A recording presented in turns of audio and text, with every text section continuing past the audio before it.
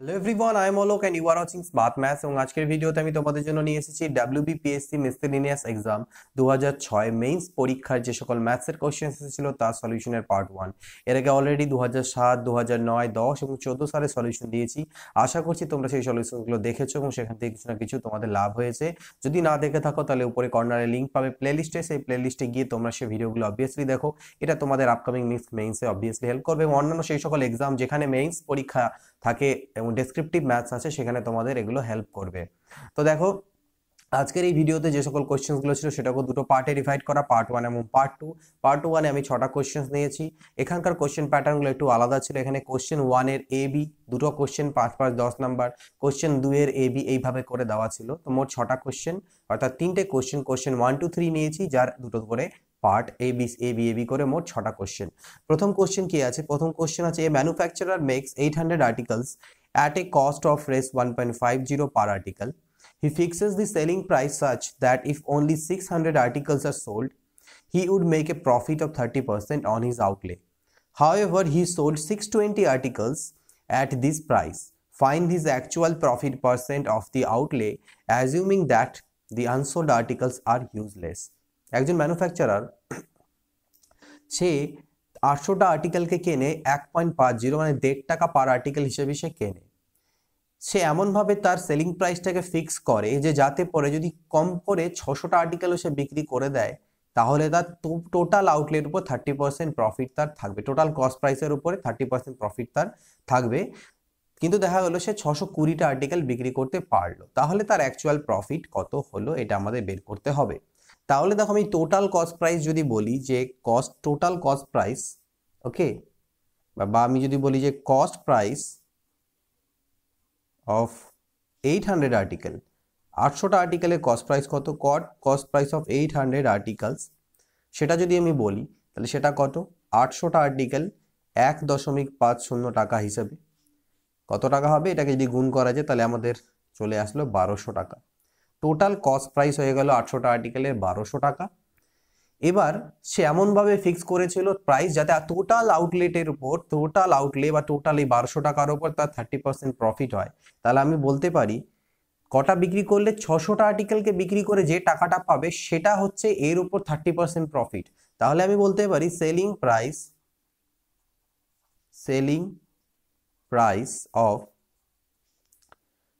Of 600 articles, selling price of 600 articles, এই 600 আর্টিকেলসের যে selling price হবে সেটাই হচ্ছে 1200টা আর্টিকেলের উপরে 30% প্রফিট। তাহলে সেটা কত? 1200-র উপর 30% প্রফিট মানে 1200 প্লাস 1200 এর উপর 30%। তাহলে এগুলোর সামনে, প্রতিটার সামনে রুপি সিম্বল বা রেস যা থাকে সেগুলো দিয়ে নিবে। ওকে, রুপিস বা রেস যেটা দেওয়া থাকবে কোশ্চেনে সেই হিসাবে।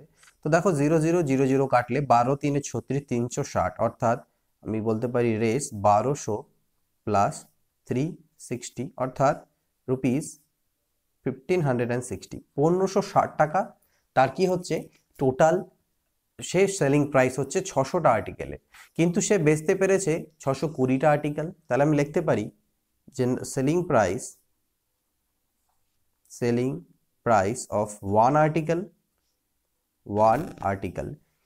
600টা আর্টিকেলের সেলিং প্রাইস যদি এত হয় তাহলে একটা আর্টিকেলের সেলিং প্রাইস কত? 1560 ডিভাইডেড বাই 600। তাহলে আমি বলতে পারি অতএব সেলিং প্রাইস অফ 620 আর্টিকেলস সেটা কত হবে? এটা হবে রেস 1560 ইন্টু 620 ডিভাইডেড বাই 600। তো 0 0 0 0 কাটা যাবে, 2 3 6, 2 3 6, 2 1 2, আর 3 দিয়ে কাটলে 3 5 15, 3 2 6। তাহলে 52 ইন্টু 31 যদি আমরা করি তাহলে আমাদের 1612, কত? 1612 টাকা তার কি চলে এলো 620টা আর্টিকেলের সেলিং প্রাইস। তাহলে সে 620টা আর্টিকেল বিক্রি করলে 1200 টাকা পেলো, আর তার কেনা দাম ছিল 1200 টাকা। তাহলে অ্যাকচুয়াল প্রফিট যদি পার্সেন্ট বের করতে বলে তাহলে অ্যাকচুয়াল প্রফিট পার্সেন্ট সেটা কত দাঁড়াবে? অ্যাকচুয়াল প্রফিট পার্সেন্ট আমাদের কত হবে? টোটাল অ্যাকচুয়াল লাভ কত হলো? 1612 টাকা টোটাল পেলো সে বিক্রি করলে, আর আর কেনা দাম ছিল 1200 divided by cost price 1200 into 100%। তাহলে এখান থেকে দেখো দুটো জিরো কাটতে পারি, এখানে 412 বাই 12%। তাহলে কাটাকাটি করলে কত, এখান থেকে আমাদের 2 দিয়ে 2 6 12 কাটতে পারি, 2 বা 4 দিয়ে 4 3 12 একবারে কাটতে পারি, আর 4 1 কে 4 103, 4 3 12 কাটতে পারি। তার মানে 103/3%, যেটাকে আমরা চাইলে আবার পূর্ণ সংখ্যায় আমরা আনতে পারি 103/%কে, সেটা আমাদের চলে আসবে 34/1/3%, 34/1/3%। ওকে, তাহলে টোটালের উপর বা অ্যাকচুয়াল তার কত প্রফিট হলো, 34.1/3%। আশা করছি ক্লিয়ার হয়ে গেছে। চলো এর পরের কোশ্চেন দেখে নিই, কোশ্চেন নাম্বার 2। তো কোশ্চেন নাম্বার বি দেখো কি আছে, বলছে A pan contains 200 liters mixture of milk and water in which the quantity of water is 12.5% in total. What quantity of water should be added to the said mixture further so to get the water content at the of the mixture as 37/1/2%? একটা pan যার মধ্যে 200 litre mixture আছে এবং milk এবং water আছে, যার মধ্যে ওয়াটারের quantity 12.5%, কত পরিমাণ ওয়াটার অ্যাড করব যাতে নতুন ওয়াটারের পরিমাণটা 37.1/2% হয়ে যায়। তাহলে টোটাল আমি বলতে পারি যে এখানে দেওয়া আছে কি টোটাল কোয়ান্টিটি হচ্ছে 200 লিটার, টোটাল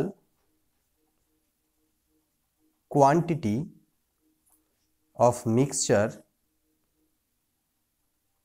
কত, 200 litre. Total quantity of mixture দেওয়া আছে আমাকে 200 লিটার। তাহলে এই 200 লিটারের মধ্যে থেকে ওয়াটার কত, দেয়ারফর কোয়ান্টিটি অফ ওয়াটার কত হবে, 200 লিটারের 12.1/2%, এত লিটার। তাহলে 200 এটা মানে আমাদের হচ্ছে 25/2, আর পার্সেন্ট মানে হচ্ছে 1/100 লিটার।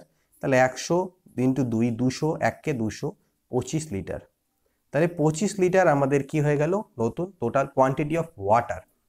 এবার দেখো আমাদের মিল্কের কোয়ান্টিটি বের করার কোনো প্রয়োজনই নেই আমাদের, কারণ আলটিমেটলি ওয়াটারের পার্সেন্টেজ দিয়ে বলে দেওয়া আছে। তাহলে আমি এখানে কি করতে পারি, আমি ধরতে পারি যে let x litre of water is added.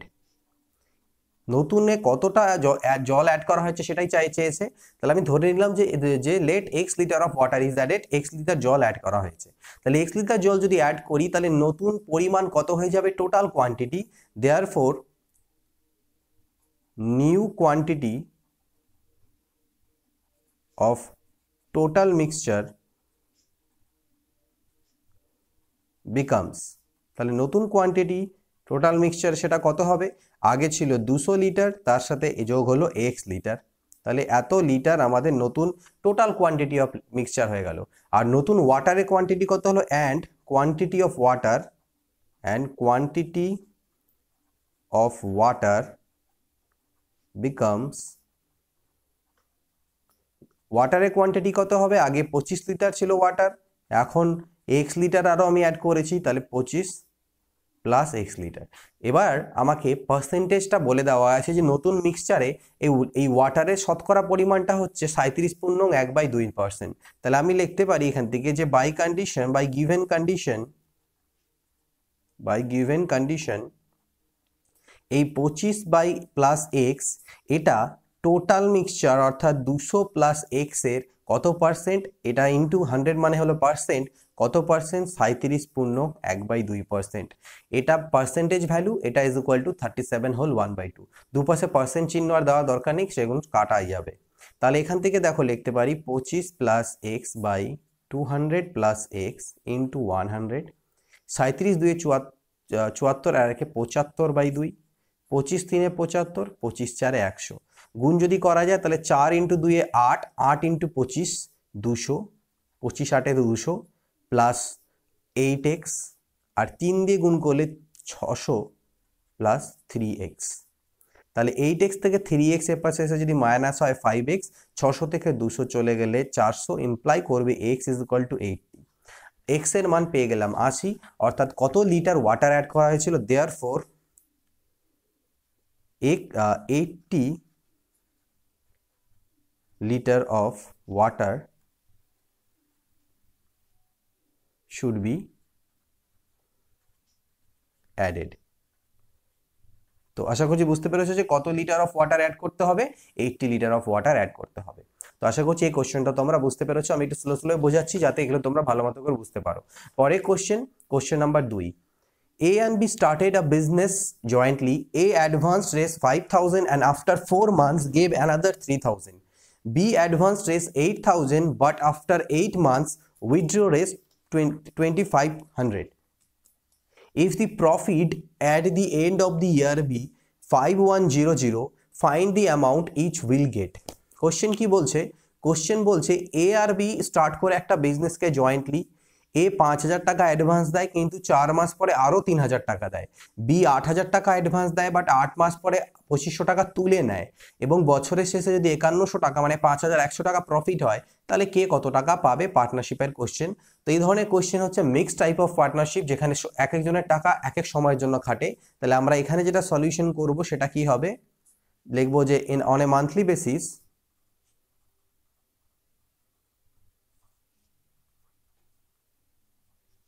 investment, total investment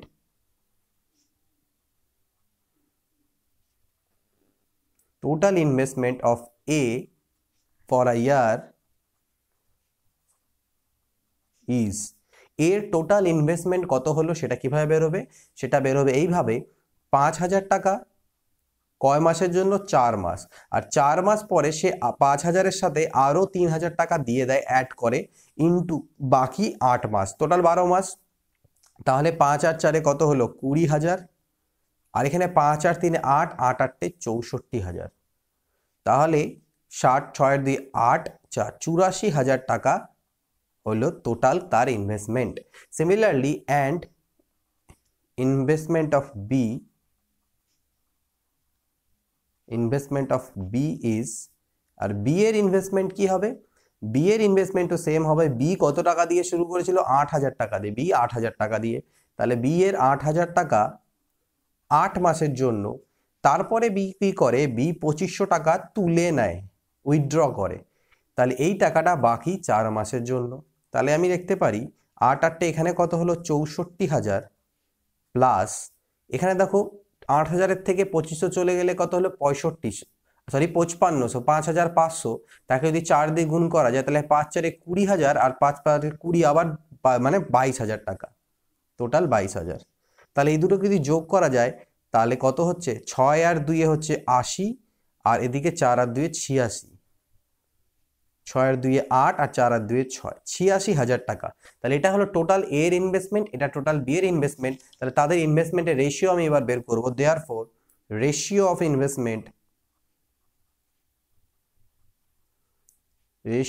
investment of A and B is, সেটা কত হলো? সেটা হলো আমাদের 84,000 ইস টু 86,000।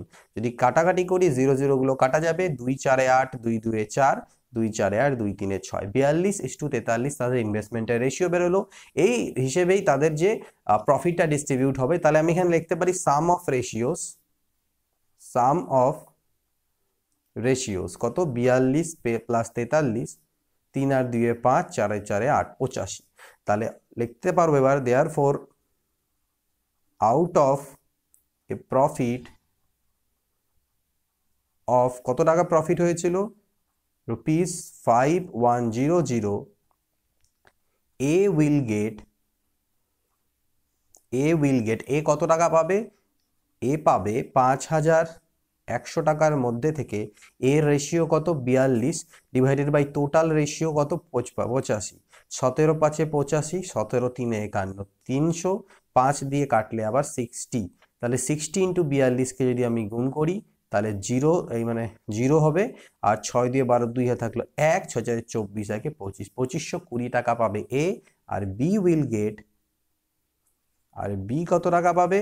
বি পাবে রেস 5,100 ইন্টু এর হবে 43/85। সেম জিনিস, 17 5-এ 85, 17 3-এ 51, 300, 5 6 30, 60 ইজ ইকুয়াল টু 0। 6 3-এ 18, 8 হাতে থাকলো 1, 6 4-এ 24 আর 1-এ 25, 2,580 টাকা। তো এই হলো গেল গল্প। এ পাবে 2520 টাকা আর বি পাবে 2580 টাকা। সো আশা করছি এটাও বুঝতে পেরেছো। যদি কোথাও অসুবিধা হয় আবার রিপিট করে বা ব্যাক করে নিয়ে তোমরা ভিডিওটাকে অবভিয়াসলি দেখো। দেখো পরের কোশ্চেন আছে কি, কোশ্চেন নাম্বার 2 এর B, A and B together can do a piece of work in 12 days while B and C together can do it in 16 days. After A has been working at it for 5 days and B for 7 days, C takes up and finishes it alone in 13 days. In how many days could each do the whole work by himself? এর আগের video দিয়েছিলাম 5টার সময় আমাদের time and ওয়ার্কে, সেখানে এই কোশ্চেনটা আমি solve করেছিলাম কিভাবে স্মার্ট মেথডে হয়। আর এখানে আমি তোমাদেরকে এটা যে লঙ্গার অ্যাপ্রোচ সেটা তোমাদেরকে দেখাবো যে কিভাবে এই কোশ্চেনটা করতে পারবে। তো একটু লেন্দি হবে, ভালো করে বুঝবে। এ আর বি একটা কাজকে করতে পারে 12 দিনে, একসাথে করলে বি আর সি টুগেদার ক্যান কত দিনে, 16 দিনে করতে পারে। এ কাজটাকে 5 দিন করলো, বি 7 দিন করলো এবং সি বাকি কাজটাকে 13 দিনে কমপ্লিট করলো। ঠিক আছে, প্রথমে এ 5 দিন, বি তারপরে 7 দিন এবং সি 13 দিন করে টোটাল কাজটা কমপ্লিট করে। তাহলে তারা প্রত্যেকে সেপারেটলি কত দিনে কাজটাকে করতে পারবে। তাহলে দেখো এটাকে আমি কিভাবে লিখবো, ভালো করে দেখবে এই জায়গাটা, যে A and B together can do a piece of work in 12 days. তারা একসাথে কাজ করলে 12 দিনে একটা পিস অফ ওয়ার্ক টোটালটা করতে পারে। তাহলে আমি বলতে পারি therefore in one day A and B together can do, তারা 12 দিনে টোটাল কাজ মানে এক অংশ কাজ করে 12 দিনে। তারা 12 দিনে কতটা করে, এক অংশ কাজ করে। 12 দিনে যদি এক অংশ কাজ করে তাহলে এক দিনে কত করবে, 1/12 অংশ, মানে 1/12 part of the work. Clear? Similarly আমাকে বলা আছে যে B and C together can do same piece of work in 16 days. কত দিনে? 16 দিনে। তাহলে আমি আবার বলতে পারি therefore in one day they can do together 1/16 part of the work. Clear? এই অবধি আশা করি কোনো সমস্যা নেই। তাহলে দেখো আমি এবার, আমাদের বলা আছে এ 5 দিন করে, বি 7 দিন করে আর সি 13 দিন কাজটা করে। এটাকে আমি একটু ঘুরিয়ে এভাবেও বলতে পারি, এ 5 দিন আর বি 7 দিন না বলে ভেঙে বললাম 5 দিন আর 2 দিন, মানে এ প্লাস বি মিলে 5 দিন, তারপরে সি এর যে 2 দিন, বি এর যে 2 দিন বাঁচলো আর সি এর আমি 2 দিন নিয়ে নিলাম, নিয়ে বললাম বি প্লাস সি 2 দিন, তাহলে সি এর 13 দিনের থেকে 2 দিন চলে গেলে সি এর 11 দিন। এটাকে আমি একটু ঘুরিয়ে লিখতে পারি। তাহলে আমি এখানে আবার লিখবো নাও A's 5 days work plus B's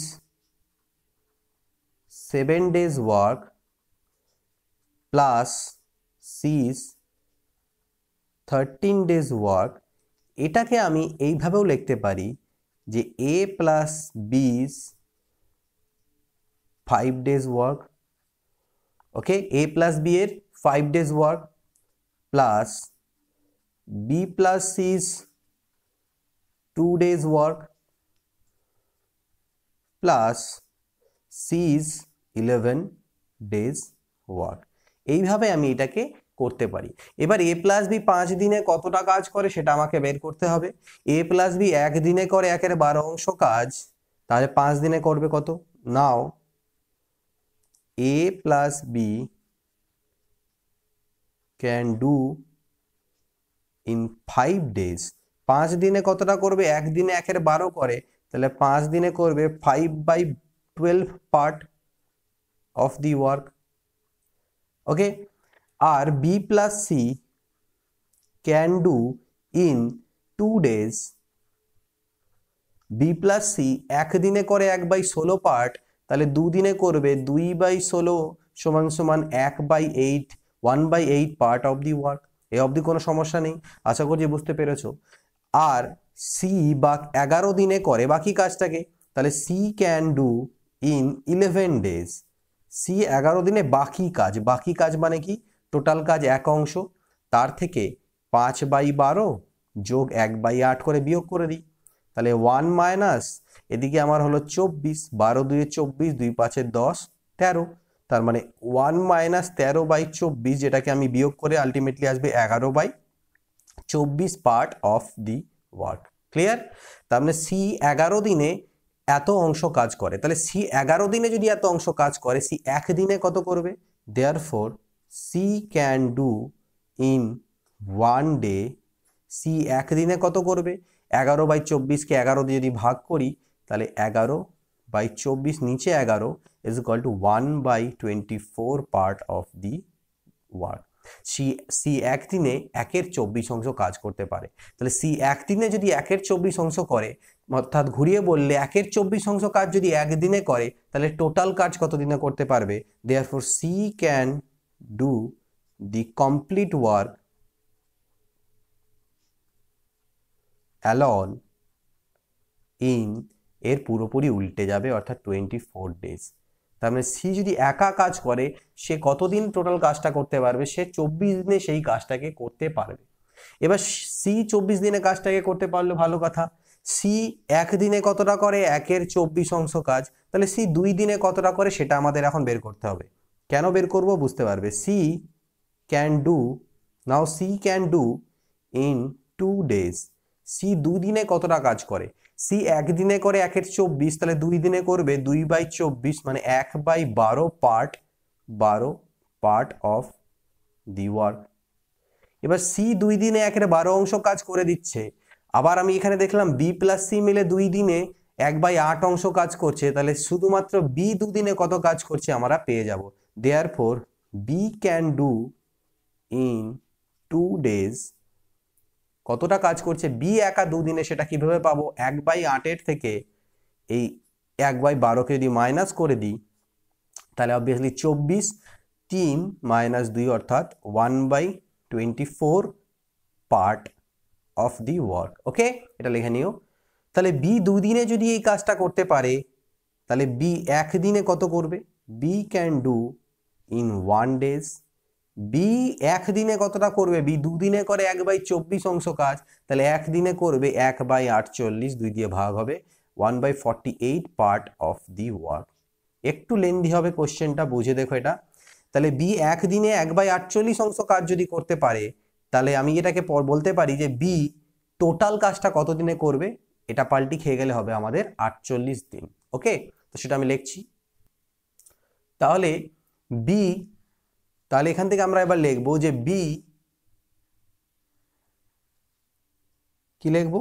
যে B can do complete work, B can do complete work, B complete কাজটা কত দিনে করতে পারবে? এটা পুরোপুরি পাল্টি খেলো 48 ডেজ, অর্থাৎ সি এর পেয়ে গেলাম আমরা 24 দিনে করতে পারে একা, বি পেয়ে গেলাম 48 দিনে। সিমিলারলি প্রথমে যখন দেখো আমাকে দেওয়া ছিল এখানে এ প্লাস বি 5 দিনে করে এত অংশ, তাহলে আমি যদি বের করি বি 5 দিনে কত করে মাইনাস করে দিই, তাহলে সিমিলারলি আমরা সেটাও বের করতে পারবো। এবার বি এক দিনে করে 1/48, তাহলে আমি লিখতে পারি now B can do in 5 days. B can do in 5 days, সেটা কত হবে? 5/48, 5/48 part of the work. Clear? তাহলে বি যদি 5 দিনে এতটা কাজ করতে পারে, তাহলে আমি লিখতে পারি না therefore A can do in 5 days. তাহলে সেটা বিয়োগ হয়ে যাবে, এ প্লাস বি করতো একত্রে 5/12, আর এখানে এ বি করে নিচ্ছে 5/48, সেটা হবে মাইনাস, তাহলে এটা যদি লসাগু করা যায় তাহলে তো 48, তার মানে 20 - 5 অর্থাৎ 15/48 বা 3 × 5 = 15, 16, 5/16 পার্ট অফ দি ওয়ার্ক। তাহলে এ 5 দিনে এত কাজ করছে, তাহলে আমি লিখতে পারি therefore A can do in 1 day. A এক দিনে কত করবে? 5 দিয়ে যদি এটাকে ভাগ দিই, কাটাকাটি গেলে 1/16 পার্ট অফ দি ওয়ার্ক। তাহলে এ এক দিনে যদি 1/16 করে, therefore A can do complete work alone in complete work alone কত দিনে করবে? 16 দিনে করবে। তো এই ছিল গল্প, একটু বড় হবে বুঝতে পারছো, পেজে একটাতে আটেনি আমার, ওই সাইডে যেতে, বোথ সাইডে আমাদেরকে যেতে হতো। তো এই হলো কোশ্চেন্স, তোমরা এটাকে নোট করে নিতে পারো, চাইলে স্ক্রিনশট নিয়ে নিতে পারো, বা আমি যেভাবে করাচ্ছি ভিডিও পজ করে তোমরা চাইলে এটাকে নোট ডাউনও করে নিতে পারো। ওকে, সো চলো এর পরের প্রশ্ন দেখে নিই। এর পরের প্রশ্ন কি আছে? ওকে, তো আমাদের দুটো কোশ্চেন কমপ্লিট, অর্থাৎ মোট 4টে কোশ্চেন আমাদের হয়ে গেল। এরপরে আমরা আসবো কোশ্চেন নাম্বার 3-এ। কোশ্চেন নাম্বার 3 কি আছে? কোশ্চেন নাম্বার 3-এর এ, two pipes can separately fill a tank. Two pipes can separately fill a tank in 20 hours and 30 hours respectively. Both the pipes are opened to fill the tank, but when the tank is 1/3 full, a leak develops in the tank through which 1/3 of the water supplied by both the pipes leak out. What is the total time taken to fill the tank? ওকে, বোঝা গেছে দুটো pipe আছে যারা separately একটা ট্যাঙ্কে 20 ঘন্টা এবং 30 ঘন্টা ফিল করতে পারে। এবার তারা একসাথে চালু করে দেওয়া হলো, যখন ট্যাঙ্কটা 1/3 অংশ কমপ্লিট ফুল হয়েছে ততক্ষণে দেখা গেল কি যে একটা লিক তৈরি হলো। সেই লিকটার আবার ক্যাপাসিটি কি? এ আর বি এই প্রথম দুটো পাইপ মিলে যতক্ষণে মানে 1 ঘন্টায় যতটা ফিল করে, সে কি করে তার 1/3 অংশ খালি করে দিতে পারে, এই হচ্ছে তার ক্যাপাসিটি। তাহলে কতক্ষণে টোটাল ট্যাঙ্কটা ফিল হবে এটা আমাদেরকে বের করতে বলেছে। তাহলে আমি এখানে টোটাল ক্যাপাসিটি ধরে নিতে পারি যে late the total capacity of the tank, total capacity of the tank আমি ধরলাম x ইউনিট বা x লিটার বা যাই ধরো, আমি x যদি ইউনিটই ধরবো, total capacity of the tank হচ্ছে x ইউনিট। টোটাল ক্যাপাসিটি যদি ট্যাঙ্কের x ইউনিট হয়, আর আমাদের দেওয়া আছে যে a 1 ঘন্টায় 20 ঘন্টায় ফিল করতে পারে, a ক্যান fill x unit in 20 hours, a 20 hours এ x ইউনিট ফিল করতে পারে, therefore a can fill in 1 hour, a 1 ঘন্টায় কতটা ফিল করবে? 1/20 অংশ, 1/20, 1/20 তো নয়, x/20 অংশ, x/20 পার্ট। 20 ঘন্টায় ফিল করতে পারে a x, তাহলে 1 ঘন্টায় ফিল করতে পারবে কত? x/20 পার্ট, বা 20 পার্ট তো নয়, 20 unit. Similarly b can fill x unit in 30 hours, therefore b can fill in 1 hour, সেটা কত হবে? সেটা হবে x/30 unit. Clear? x/30 unit. এ অবধি আমরা পেয়ে গেলাম যে a 1 ঘন্টায় কতটা ফিল করে আর b 1 ঘন্টায় কতটা ফিল করে। তাহলে a প্লাস b একত্রে, a plus b together can fill in 1 hour। তাহলে টুগেদার তারা একত্রে 1 ঘন্টায় কতটা ফিল করবে? x/20 plus x/30 unit. এটা যদি আমরা লসাগু করি, লসাগু করলে আমাদের চলে আসবে আলটিমেটলি, লসাগু করে কাটাকাটি করবে এরকম করে, নিচে 60 আসবে, উপরে 5x আসবে, 5 দিয়ে কাটলে 12, অর্থাৎ x/12 ইউনিট তারা 1 ঘন্টায় ফিল করতে পারে। ওকে, তাহলে x/12 ইউনিট ফিল করতে পারে 1 ঘন্টায়, আর 1/3 পার্ট অবধি ফিল করেছে তারা অর্থাৎ x/3 পার্ট অবধি ফিল করেছে, তাই না? তাহলে আমি লিখতে পারি therefore a plus b can fill x/3 part, x/12 part fill করে 1 ঘন্টায়, তাহলে x/3 পার্ট কতক্ষণে ফিল করবে? x/12/x, এটা পাল্টি খাবে ইনটু x/3, কাটাকাটি যদি করো 3 4 12, দ্যাট ইজ 4 আওয়ারে। তার মানে 4 ঘন্টা অবধি তারা আগে ফিল করলো, 1/3 অংশ ফিল হলো, এখন একটা লিক ডেভেলপ হলো। যে লিকের ক্যাপাসিটি আবার কি? তারা 1 ঘন্টায় যে ফিল করছে x/12, এর 1/3 অংশ সে আবার খালি করে দিচ্ছে, এটা হচ্ছে লিকের capacity. Now a leak develops which can leak out কত? a প্লাস বি একত্রে 1 ঘন্টায় ফিল করে x/12, আর লিকটা কি করে? 1 ঘন্টায় x/12 1/3 অংশ অর্থাৎ x/36 ইউনিট এত তার ওয়াটারকে সে লিক করতে পারে 1 ঘন্টায়। এই অবধি বোঝা গেছে? তাহলে আলটিমেটলি যদি আমি এ বি আর সি, ওকে, তিনজনকে যদি একত্রে আমি চালিয়ে দিই, তাহলে আলটিমেটলি 1 ঘন্টায় কতটা ফিল হবে সেটা আমাদেরকে এখানে জানতে হবে। Therefore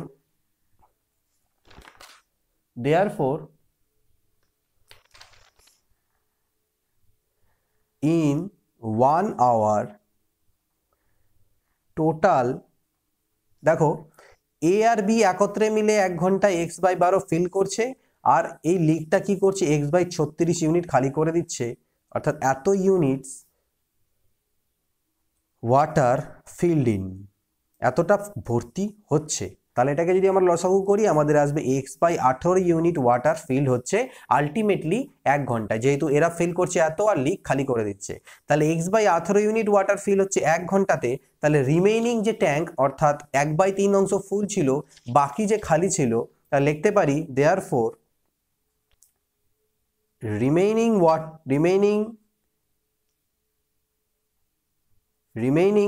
water, that is x ছিল টোটাল ক্যাপাসিটি, তার থেকে x/3 ফিল হয়ে গেছে, অর্থাৎ 2x/3 unit water will be field in, কত ঘন্টায় ফিল হবে, x/18 ইউনিট ফিল হচ্ছে কত ঘন্টায়, x/18 ইউনিট ফিল হচ্ছে 1 ঘন্টাতে। তাহলে 18/x ইন্টু আমাদের হবে 2x/3 আওয়ার। ক্লিয়ার? এখান থেকে x কাটা, 3 6 18 অর্থাৎ 12 ইকুয়াল টু 12 আওয়ার। তাহলে কমপ্লিট ট্যাঙ্কটা কতক্ষণে ফিল হলো, therefore complete tank is field in কত ঘন্টা, আগে 4 ঘন্টা ছিল, প্রথমে 4 ঘন্টায় তারা 1/3 অংশ ফিল করেছিল, আর বাকিটা 12 ঘন্টাতে, তাহলে টোটাল 16 আওয়ার্সে। তো এই গেল কোশ্চেন, টাইম পাইপস এন্ড সিস্টেমের কোশ্চেন। ভালো কোশ্চেন, খুবই একটু লেন্দি কোশ্চেন, যেটাকে আমরা যদি স্মার্ট অ্যাপ্রোচে, মানে আমরা যেভাবে এমসিকিউর ক্ষেত্রে করি, তাহলে এটা এইটুকু কোশ্চেন জাস্ট এই 4 লাইনে শেষ হবে। বাট এই ক্ষেত্রে এটা আমাদের অনেকটা সময় লেগে গেল, বাট এটা আমাদেরকে করতে হবে, যেহেতু 5 নাম্বার এখানে আমাদের আছে। চলো লাস্ট কোশ্চেন দেখে নিই আজকের এই ভিডিওর, এই সেশনের লাস্ট কোশ্চেন বলছে, in an election 75% of the voters cast their votes, out of which 2% are rejected. If the successful candidate secures 9261 votes, which is 75% of the total valid vote, determine the total number of voters in the center. খুবই easy, আমরা total number of ভোটার্সকে ধরে নেব, যে let total number of voters is equal to x. Total number ভোটার্সকে x ধরলাম। এবার x এর ওপর 75% ভোট দিয়েছে, বাকিরা দেয়নি, therefore number of votes custard সেটা কত, এক্স এর 75%, এক্স এর 75% মানে 25 3 75, 25 4 100, অর্থাৎ 3x/4। এবার এর মধ্যে থেকে 2% ভোট রিজেক্টেড ভোটস কত, 3x/4 এর 2%, তাহলে কাটাকাটি করো, 250, তার মানে 3x/200, এতগুলো vote rejected. Therefore valid votes, তাহলে ভ্যালিড ভোট কতগুলো হলো, টোটাল ভোট পোল করা হয়েছিল 3x/4, তার থেকে রিজেক্টেড ভোটগুলোকে মাইনাস করে দিই, লসাগু তো 200ই হবে, 4 দিয়ে যদি করা যায় 50, 50 3 150x, আর এদিকে 3, অর্থাৎ 147x/200 এতগুলো ভোট ভ্যালিড। আর এই ভোটের আবার 75% ভোট পায় সাকসেসফুল ক্যান্ডিডেট। অতএব সাকসেসফুল ক্যান্ডিডেট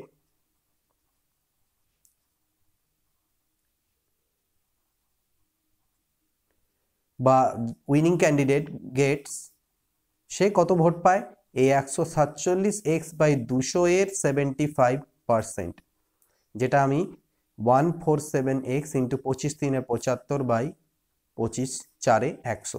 তো এই গেল গল্প, এটাকে গুণ করে দাও, 3 7 21, হাতে থাকলো 2, 3 4 12, 2 14, 4 থাকলো 1, 441x/800 এতগুলো ভোট উইনিং ক্যান্ডিডেট বা সাকসেসফুল ক্যান্ডিডেট পায়। এবং যে সংখ্যাটা আমাকে 9261 দেওয়া আছে, তাহলে আমি লিখবো বাই কন্ডিশন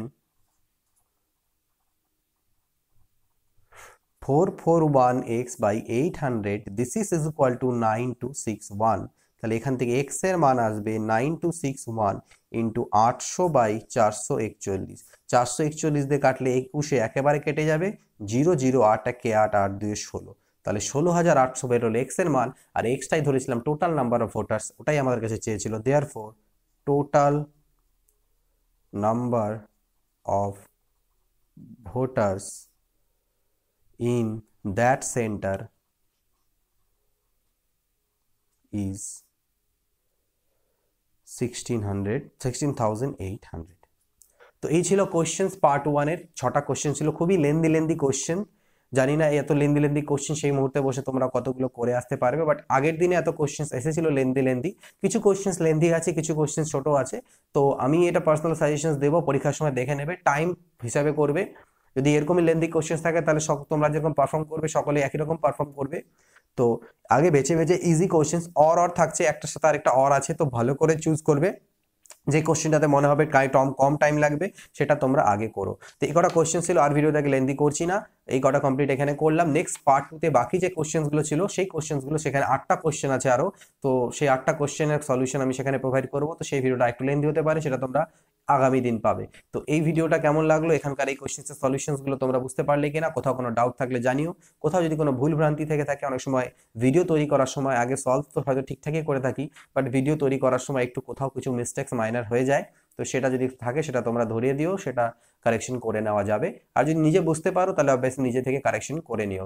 তো চলো নেক্সট ভিডিওতে দেখা হবে এর পরের টপিকের সাথে। Till then good bye, take care and always keep practising.